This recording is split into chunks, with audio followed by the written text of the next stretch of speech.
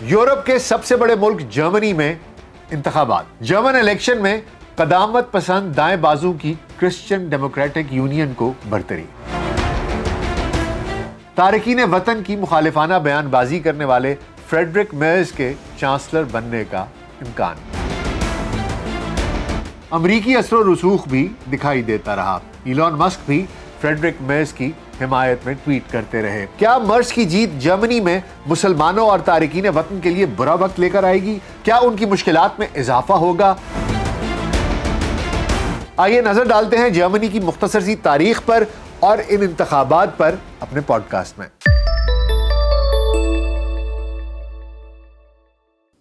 VLC podcast में doctor Nasir bag के साथ आपकी खिदमत में हाजिर हैं। अस्सलाम वालेकुम। जर्मनी के इंतखाबात में फ्रेडरिक मेर्ज की क़यादत में क़दामत पसंद दाएं बाजू की जमात क्रिश्चियन डेमोक्रेटिक यूनियन ने बरतरी हासिल कर ली है।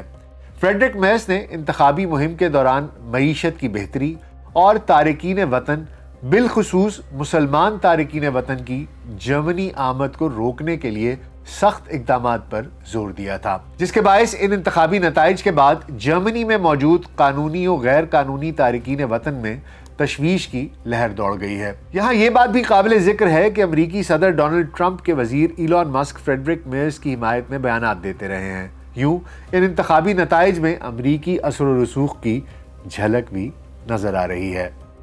जर्मनी के हालिया इंतखाबात और उनके नताइज पर बात करने से पहले आपको बहुत मुख्तसर सी जर्मनी की तारीख से आगाह करना चाहूँगा और फिर हम यहाँ के इंतखाबी तरीक़ाकार और हालिया इंतखाबात के नताइज के बारे में भी बात कर लेंगे। 8.5 करोड़ की आबादी के साथ यूरोपीय यूनियन का सरकर्दा मुल्क जर्मनी सियासी और जोग्राफियाई तौर पर तब्दील होता रहा है। इब्तदा में ये तकरीबन 300 छोटी बड़ी रियासतों में तकसीम था। फ्रांस के नेपोलियन ने जब 1806 में जर्मनी को फतह किया तो उसने रियासतों की तादाद कम कर दी।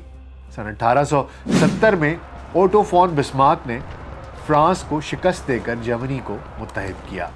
मारूफ तारीखदान डॉक्टर मुबारक अली के मुताबिक जर्मनी भी दूसरे यूरोपीय मुल्कों की तरह रेनेसां से मुतासर हुआ और इसके मौरखों ने यूनानी और रूमी तहजीबों पर तहकीक की। जर्मनी अब तक अपने स्कूल सिस्टम को यूनान की तकलीद में जिम्नेजियम्स कहते हैं। तारीखी एतबार से जर्मन कबाइल और रूमियों के दरमियान बड़ी खूंरेज जंगें हुई, जिसमें टेटनबर्ग की जंग भी शामिल है जो 9 ईस्वी में लड़ी गई। रूमी मौर्रख टैसिटोस ने जर्मनी के बारे में लिखा कि यहाँ के लोग बहादुर और निडर हैं, नस्लन खालिस कौम से हैं और इनमें किसी दूसरी कौम की मिलावट नहीं है। रसूमाती तौर पर ये कोई कदम उठाने से पहले पेशगोई के लिए किसी अलामत का सहारा लेते थे। निजी और पब्लिक दोनों सूरतों में मुसल्ला रहते थे। जंग के दिनों में ज़्यादा मुतहर्रिक होते थे और अमन के दिनों में ज़्यादातर ये वक्त सोकर और आराम करके गुजारते थे। अपने घर की हिफाजत करते, अपने माल असबाब की हिफाजत करते और घर के बच्चों और औरतों की देखभाल करते थे। तोहफों को लेते और देते थे, चाहे ये तोहफे किसी रियासत की तरफ से हों या कोई फर्द इन्हें देता हो। और ज़्यादातर ये तोहफे कीमती घोड़ों, असलहों और घोड़ों के साजो सामान पर मुश्तमिल होते थे। लेकिन वक्त गुजरने के साथ साथ ये नकद रकम भी वसूल करने लगे। मकानात कच्चे बनाते थे और उनके इर्द गिर्द जगह छोड़ देते थे ताकि किसी हादसे की सूरत में जानी और माली नुकसान से बचा जा सके। और बिलाखिर इन्हीं जर्मन कबाइल के हाथों रूमी सल्तनत का खात्मा भी हुआ। लेकिन 19वीं सदी के आखिर में जब जर्मनी में नस्ल परस्ती का उभार हुआ तो यूनान और रूम के मॉडल से हटकर अपनी कौमी तारीख की जड़ें तलाश की गईं और अपनी कौमी बुनियादों की तश्कील की गई। उस दौर में जर्मनी में 2 अहम नजरियात उभरे। इनमें से एक आर्या नस्ल का था, जिसे जर्मनों ने अपनी नस्ल की बुनियाद बनाया, और दूसरा इल्मुल लिसानियात की इब्तदा। इन दोनों नजरियात ने जर्मनी की तारीख नवीसी में अहम किरदार अदा किया। कौमी तारीख के साथ साथ जर्मन मौरखों ने 3 اہم کلاسیکل تہذیبوں پر تحقیق کی۔ یہ چینی، ہندوستانی اور اسلامی تھی۔ ہندوستانی تہذیب سے وہ اس وقت متاثر تھے جب علم اللسانیات کے ماہرین نے انڈو یورپین زبانوں کے بارے میں دنیا کو آگاہ کیا۔ جرمن دانشور اور محققین نے سنسکرت زبان سیکھ کر ہندوستان کی آریہ نسل سے اپنا تعلق جوڑا اور سنسکرت کے بڑے عالم پیدا کیے، جن میں خاص طور سے میکس میولر قابل ذکر ہیں، جو ویدوں کے سب سے بڑے عالم بھی تھے۔ جرمنی کی تقریباً تمام بڑی جامعات میں انڈولوجی کے شعبے قائم ہیں۔ وہاں سنسکرت کے علاوہ ہندوستان کی دوسری کلاسیکل زبانیں بھی سکھائی جاتی ہیں۔ بات کر لیتے ہیں کلاسیکل اسلامی تہذیب کی۔ کلاسیکل اسلامی تہذیب میں بھی جرمنی کے عالموں کی دلچسپی رہی۔ انہوں نے عربی، فارسی اور ترکی زبانوں کے ساتھ ساتھ آرامی زبان بھی سیکھی۔ جرمن ماہرین نے اسلامی تاریخ، فلسفے اور سائنس کے علوم پر مخطوطات جمع کیے اور ان کو ایڈٹ کر کے شائع کرایا۔ موجودہ دور میں بھی جرمنی کی تمام جامعات میں اسلامی تاریخ و علوم کے شعبے قائم ہیں۔ اگرچہ ان سیکولرز کی ان میں بہتات ہے اور ان کی ایک بڑی تعداد ہے، لیکن ان میں سے چند جو بہت مشہور ہیں ان میں ایگنوس گولڈریئر ہیں، تھیوڈور نالڈکے ہیں، اوسول سپولر ہیں اور ہیریٹ بوس ہیں۔ کہا جاتا ہے کہ عربی کے بعد جرمن زبان میں سب سے زیادہ اسلام پر کتابیں لکھی جا چکی ہیں۔ اسی طرح کلاسیکل چینی تاریخ پر بھی اہم یونیورسٹیز میں شعبے قائم ہیں۔ دراصل جرمنز نسل کے اعتبار سے اپنے آپ کو دوسری یورپین اقوام سے برتر سمجھتے تھے۔ جب آرتھر ڈے گوبینو کی کتاب دی انیکویلٹی آف ہیومن ریس شائع ہوئی تو اس میں آریہ نسل کو برتر نسل قرار دیا گیا، بلکہ ماسٹر ریس قرار دیا گیا۔ جرمن مفکروں اور دانشوروں نے جرمن آریہ نسل کی پاکیزگی اور خالص نسل ہونے کے سلسلے میں خاص طور سے یہودیوں کا نشانہ بنایا کہ ان کی وجہ سے جرمن نسل آلودہ ہو گئی ہے۔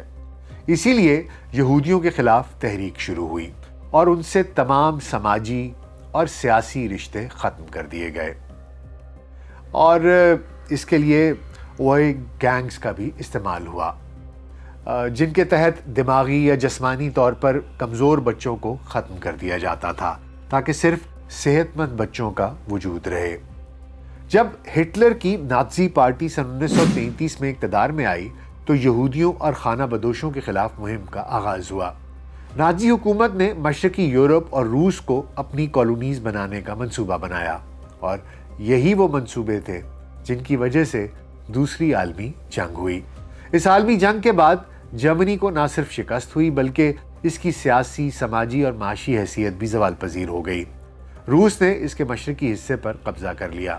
دارالحکومت برلن بھی 2 حصوں میں منقسم ہو گیا، جسے تقسیم کرنے والی دیوار برلن کئی دہائیوں تک جرمن قوم کا سینہ چیرتی رہی۔ سوویت یونین کے زوال کا آغاز ہوا تو 1989 میں جرمنوں نے دیوار برلن دوبارہ گرا دی اور ایک بار پھر متحدہ جرمنی کی تشکیل ہو گئی۔ یہ یورپ کی اور جرمنی کی ایک بہت بڑی کامیابی تھی۔ یہ تو جرمنی کی ایک مختصر سی تاریخ تھی، آپ کو بہت جلدی میں نے بتائی ہے۔ اب ذرا آپ کو جرمنی کے موجودہ انتخابی نظام کے بارے میں بھی تھوڑا سا بتاتے چلتے ہیں۔ جرمنی میں دراصل ایک مخلوط انتخابی نظام رائج ہے، جس میں براہ راست ووٹنگ اور تناسبی نمائندگی دونوں شامل ہیں۔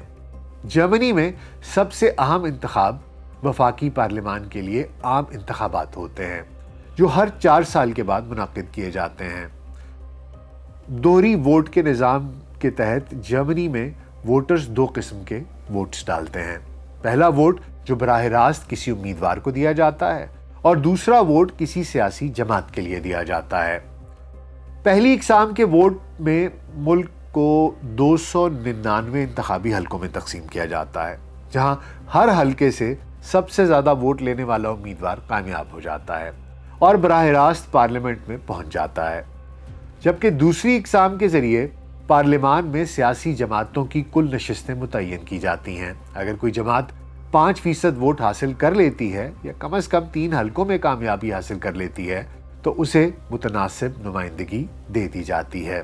دراصل جرمنی میں پارلیمان 2 ایوانوں پر مشتمل ہے، بنسٹاگ جو کہ عوامی نمائندوں پر مشتمل ایوان ہے جسے براہ راست عوام منتخب کرتی ہے، اور بنسرات جرمنی کی 16 ریاستوں کے نمائندوں پر مشتمل ایوان ہے جو ریاستی حکومتیں منتخب کرتی ہیں۔ بنسٹاگ کے انتخابات کے بعد سب سے بڑی جماعت یا اتحاد حکومت بنانے کے لیے چانسلر منتخب کرتی ہے۔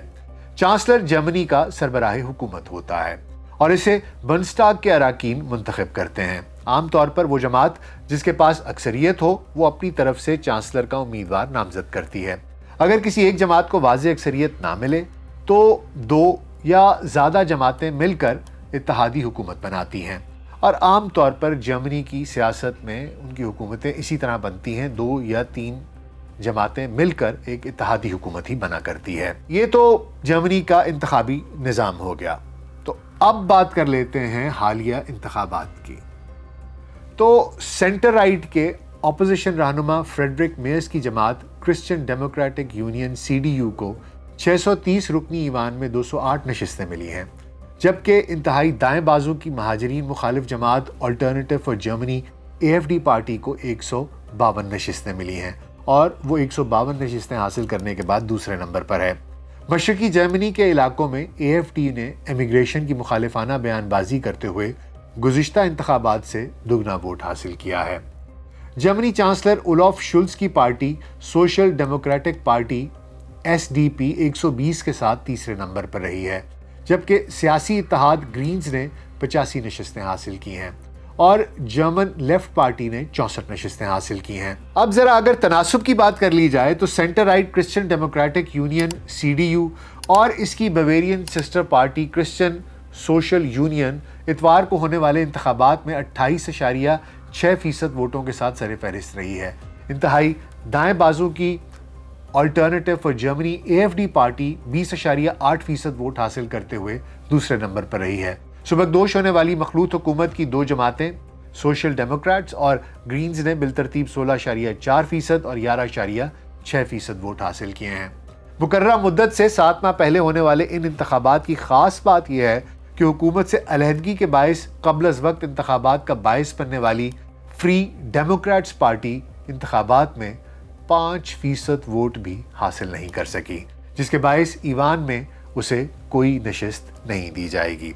اسی طرح بائیں بازو کے اتحاد کو بھی 5% سے کچھ کم ووٹ ملے ہیں، جس کی سبب وہ دوڑ سے پیچھے رہ گئے ہیں۔ CDU کے سربراہ فریڈرک میئرس نے کہا ہے کہ وہ مرکز کی بائیں بازو کی پارٹی SPD کے ساتھ اتحاد کی حمایت کرتے ہیں۔ واضح اکثریت حاصل کرنے میں ناکامی کے بعد CDU کے رہنما فریڈرک میئرس انہوں نے اسی وجہ سے یہ کہا ہے کہ وہ مرکز کی بائیں بازو کی SPD کے ساتھ اتحاد کے حامی ہیں، لیکن دیگر مختلف جماعتوں کو پہلے آپس میں بیٹھ کر اس بارے میں مذاکرات کرنا ہوں گے کہ وہ کس کے ساتھ کام کر سکتے ہیں، کس کے ساتھ نہیں کر سکتے، کس کے ساتھ کام کرنے میں خوش ہیں اور کہاں پر وہ سمجھوتا کرنے کے لیے تیار ہیں۔ اطلاعات کے مطابق فریڈرک میئرس نے انتخابات میں دوسری بڑی جماعت کے طور پر ابھرنے والی آلٹرنیٹو فار جرمنی AfD کے ساتھ کسی بھی اتحاد کے امکان کو مسترد کر دیا ہے۔ AfD ویسے اگر آپ کو میں بتا دوں تو AfD انتہائی دائیں بازو کی جماعت ہے۔ ایلس ویڈل اس کی رہنما ہیں، وہ خود بھی ہم جنس پرست ہیں، ان کی ایک پارٹنر ہیں، معلوم نہیں انہوں نے ان کے ساتھ شادی کی ہے کہ نہیں کی ہے، لیکن وہ مسلمانوں کے بہت خلاف ہیں، تارکین وطن کے بہت خلاف ہیں۔ ایک وقت میں انہوں نے اس بات پر بھی زور دیا تھا کہ حجاب پر پابندی لگا دی جائے۔ اپنے انہی بہت ہی ایکسٹریم نظریات کی وجہ سے ان کو مشرقی جرمنی میں بہت پذیرائی ملی ہے، اور AfD کے ایک کنونشن میں ایلون مسک نے بھی غالباً خطاب کیا تھا، اور جرمنی کی ان انتخابات میں یہ یقیناً ابھر کر سامنے آئے ہیں، اور اب وہ یہ دعویٰ کر رہے ہیں کہ آئندہ انتخابات میں وہ سب سے بڑی جماعت بن کر ابھریں گے۔ کرسچن ڈیموکریٹک یونین CDU کی سسٹر پارٹی ہم خیال جماعت کرسچن سوشل یونین کے صوبے بویریا کے رہنما مارکوس زوئٹر نے جرمن نشریاتی ادارے ARD کو بیان دیتے ہوئے اس امر پر زور دیا ہے کہ وفاقی حکومت کی تشکیل کے لیے CDU اور SPD کو خود کو متحد کرنا ہوگا۔ فریڈرک میئرس کے لیے انتخابی نتائج کے بعد جرمنی کا چانسلر بننے کا بہترین موقع ہے، تاہم نئے چانسلر کے عہدہ سنبھالنے تک موجودہ چانسلر اولاف شولز اپنے عہدے پر برقرار رہیں گے، جن کی پارٹی سوشل ڈیموکریٹک پارٹی تیسرے نمبر پر آئی ہے اور مخلوط حکومت میں شامل ہونے کی امیدوار بھی سمجھی جا رہی ہے۔ آخر میں کہنا چاہوں گا کہ جرمنی یورپی یونین کے 27 ممالک میں جہاں سب سے زیادہ آبادی والا ملک ہے، وہیں یہ عسکری اتحاد نیٹو کا سرکردہ رکن بھی ہے۔ یورپ کے جنگ زدہ ملک یوکرین کو امریکہ کے بعد سب سے زیادہ اسلحہ، گولہ بارود جرمنی فراہم کرتا رہا ہے۔ میں سمجھتا ہوں کہ آنے والے وقت میں امریکہ سے تعلقات سمیت جرمنی کا یورپ کو درپیش چیلنجز میں اہم کردار ہوگا۔ انتخابی مہم میں تارکین وطن کے خلاف بیان بازی اپنی جگہ، لیکن فریڈرک میئرس نے مخلوط حکومت سازی کے لیے دائیں بازو کی انتہا پسند آلٹرنیٹو فار جرمنی کی بجائے بائیں بازو کی سوشل ڈیموکریٹک پارٹی کی جانب اپنا ہاتھ بڑھا کر ہوش سے کام لیا ہے۔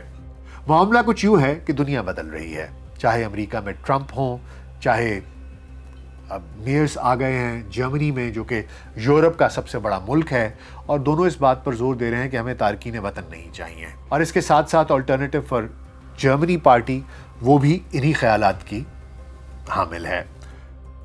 سوچنا یہ ہے کہ اب پوری دنیا کے دروازے، جو کہ ترقی یافتہ ممالک جنہیں ہم کہتے ہیں مغرب کہتے ہیں، یورپ ہے، امریکہ ہے، وہ اپنے دروازے تارکین وطن کے لیے بند کرنے جا رہا ہے۔